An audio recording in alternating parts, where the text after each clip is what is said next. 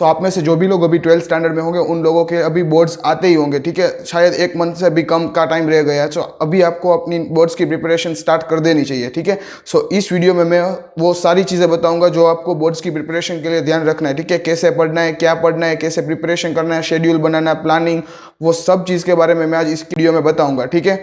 सो बिना किसी देरी के लेट्स गेट स्टार्टेड। हाँ, वीडियो स्टार्ट होने से पहले मैं आपको एक डिस्क्लेमर दे देता हूँ।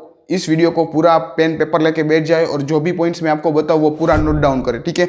So hello friends, my name is Sushit Gadeseti. I am currently a first year medical student, or rather I would say I have just completed my first year MBBS, right? So yeah, strategies discuss करने से पहले मैं आपको ये बताना चाहता हूँ कि बोर्ड्स की प्रिपरेशन करना क्यों इंपॉर्टेंट है, ठीक है। आप में से काफ़ी सारे लोगों के मन में ये क्वेश्चन आता होगा कि भैया एडमिशन तो हमारा सिर्फ नीट के मार्क्स से ही होने वाला है, तो फिर हम बोर्ड्स की प्रिपरेशन क्यों करें। तो पहले हम ये देखेंगे कि बोर्ड्स की प्रिपरेशन करना ज़रूरी क्यों है। तो यार सबसे पहला पॉइंट तो यही होगा कि हमारा पूरा 12th का सिलेबस अच्छे से कवर हो जाएगा, ठीक है। क्योंकि आप बोर्ड्स के लिए पढ़ने वाले हो तो उसमें तो सिर्फ 12th का आने वाला है, ठीक है। तो आपके लिए पूरा एक मंथ रहेगा कि हम अच्छे से 12th को पूरा कर ले, ठीक है, वो भी एनसीईआरटी में से। सो आप अपने मन में ये बात क्लियर रखें कि जब आप बोर्ड्स का प्रिपरेशन कर रहे हो तो ऐसा नहीं है आपके नीट का प्रिपरेशन नहीं हो रहा है, क्योंकि बोर्ड्स और नीट दोनों में कोर सिलेबस तो एनसीईआरटी में से ही है, ठीक है। तो आपकी एनसीईआरटी अगर स्ट्रांग हो रही है आपको बोर्ड की प्रिपरेशन करने से, आप ये सोचे कि मेरा नीट का प्रिपरेशन भी हो रहा है, लेकिन एट द सेम टाइम ये भी सोचे कि मुझे नीट पे फोकस नहीं करना है, मुझे सिर्फ बोर्ड्स पे ही फोकस करना है। बोर्ड्स में जो प्रैक्टिकल है, जो थियरीज है, उस पर ज्यादा फोकस करना है।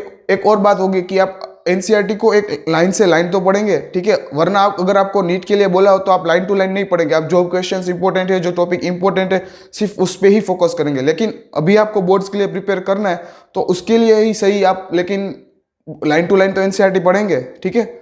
एक और बेनिफिट है कि जब भी आप बोर्ड्स के लिए प्रिपेयर कर रहे हो तो उसके साथ साथ आपकी सीईटीज भी जो होगी, ठीक है, राजस्थान सीईटी होती है, गुजरात सीईटी होती है, एमएच सीईटी होती है, उसके लिए सब के लिए भी आपकी प्रिपरेशन होती रहेंगी, ठीक है। तो ये भी आपको अलग से टेंशन लेने की जरूरत नहीं है कि हम सिर्फ बोर्ड्स का ही पढ़ रहे हैं। नहीं, आपके दिमाग में ये क्लियर रखो कि जब भी आप बोर्ड्स का पढ़ रहे हो तो सिर्फ आप बोर्ड्स का नहीं पढ़ रहे हो, आप बाकी सारे सिलेबस भी पढ़ रहे हो, ठीक है। तो सिलेबस हमारा सेम है, लेकिन जल्दी से लिखने का तरीका है वो डिफरेंट है। So now let's start the strategy, right.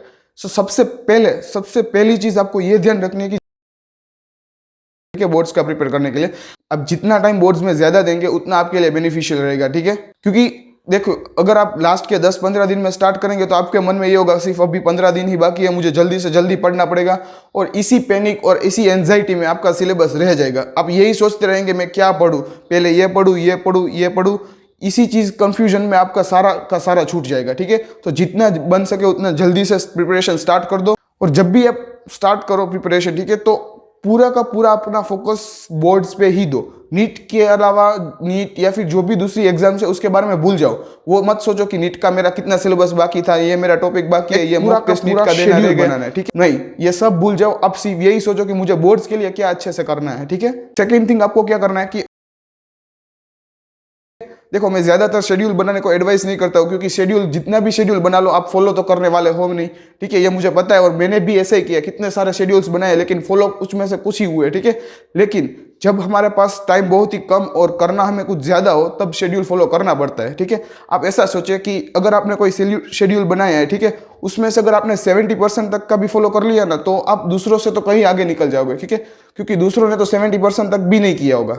तो शेड्यूल तो बनाना है, ठीक है, और दूसरी चीज उसको फॉलो करने का पूरा ट्राई करना है। फिर उस रिग्रेट में नहीं जीना है कि मेरा ये शेड्यूल आज का बनाया था, ये मेरा पूरा नहीं होगा, ये नहीं हुआ मेरा, ठीक है, वो भूल जाओ। जितना हुआ उस पर फोकस करो। अगर आपने 60 to 70% भी सिलेबस फॉलो किया है या फिर शेड्यूल फॉलो किया है, ठीक है, तो आपको घबराने की जरूरत नहीं है, आप बहुत अच्छा ऑलरेडी कर ही रहे हो। सो ऐसे टाइम पे प्रॉपर शेड्यूल बनाना बिल्कुल जरूरी है, ठीक है। शेड्यूल ऐसे बनाना है कि ज्यादा से ज्यादा आवर्स आप स्टडी के लिए डेडिकेट करो, ठीक है।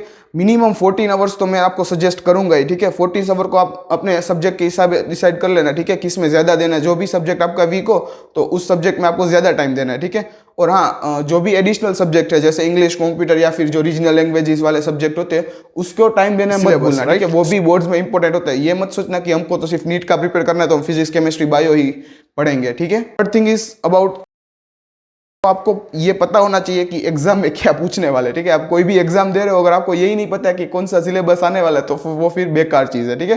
तो आपको ये पता होना चाहिए कि सिलेबस कौन सा है, ठीक है। सिलेबस में यानी आपको ये पता होना चाहिए कि कौन से चैप्टर्स आने वाले हैं, कौन से चैप्टर स्किप करने वाले हैं, कौन से चैप्टर का ज्यादा वेटेज है, कौन से चैप्टर में से कौन सा क्वेश्चन आते हैं, किस टॉपिक पे ज़्यादा फोकस कर रहे होते हैं। तो इस तरह से आपको सिलेबस पता होना चाहिए। ये नहीं कि मुझे पता है 11th में फिजिक्स में ये आने वाला है, 12th में ये आने वाला है, ऐसे सिलेबस नहीं, ठीक है। तो आप ऐसा कर सकते हैं, जो हाई वेटेज वाले चैप्टर्स है उसको पहले सोल्व करने की ट्राई करें, ठीक है।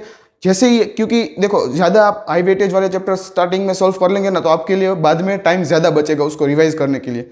और आपको पता है कि हाई वेटेज चैप्टर्स यानी वो चैप्टर्स होते हैं जिसमें लॉन्ग क्वेश्चंस ज़्यादा पूछे जाते हैं, ठीक है।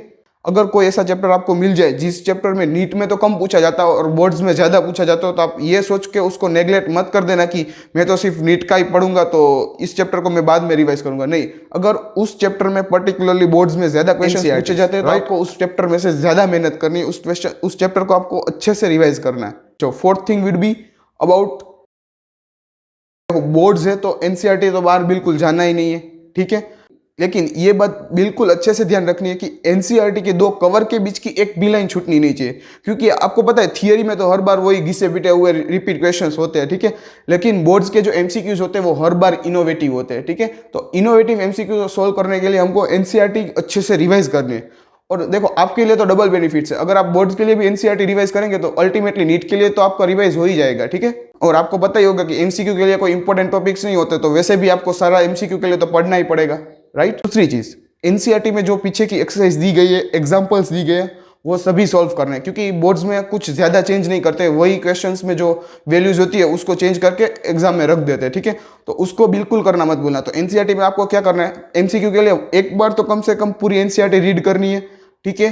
और ये हो जाए उसके बाद आपको क्या करना है, जो भी इंपॉर्टेंट क्वेश्चंस है उनको आपको लिख के प्रैक्टिस करना है, राइट।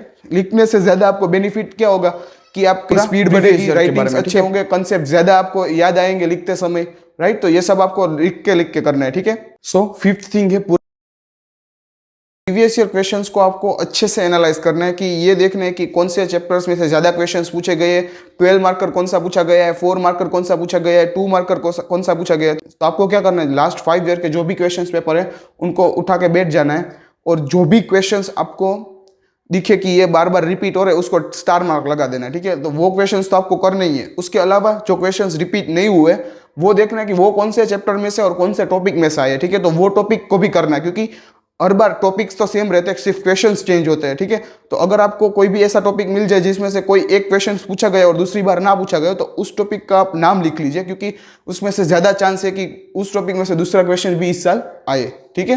और लास्ट में मैं एक और चीज बताना चाहता हूँ कि देखिए, प्रिपरेशन करना हम सबके हाथ में है, ठीक है। रिजल्ट के बारे में हमें सोचना नहीं है कि हमारा रिजल्ट क्या आने वाला है, अच्छा आएगा बुरा आएगा, जो भी आए, लेकिन हमारे पास अभी हम बेस्ट में बेस्ट क्या कर सकते हैं अपना, तो पढ़ाई कर सकते हैं, ठीक है। तो वो सिर्फ उसके ऊपर हमको फोकस करना है, वो नहीं सोचना है कि आगे क्या होने वाला है। और नीट के बारे में तो बिल्कुल सोचना ही नहीं है। कितने सारे लोग मैंने ऐसे देखे जो बोर्ड्स के समय भी नीट का करते रहते हैं और फिर बोर्ड्स में नहीं होता तो फिर नीट भी नहीं होता, क्योंकि आपको पता है कि बोर्ड्स वैसे इंपॉर्टेंट नहीं है, लेकिन परसेंटेज तो आपको लेना पड़ेगा ना, पास तो होना पड़ेगा ना। तो उसके लिए तो आपको पढ़ना ही है, और अगर हमको सिर्फ पढ़ना ही है तो सिर्फ पास होने के लिए क्यों पढ़े, अच्छे से ना हमको मेहनत करके उसमें से फोड़ के आए, ठीक है। यस, अगर आपको ये वीडियो इंफॉर्मेटिव लगा और थोड़ा सा भी हेल्पफुल लगा हो तो इस चैनल को सब्सक्राइब कर देना, दोस्तों के साथ शेयर कर देना, इस वीडियो को लाइक भी कर देना, ठीक है। मिलते हैं जल्दी नेक्स्ट वीडियो में। Thank you so much for watching, bye.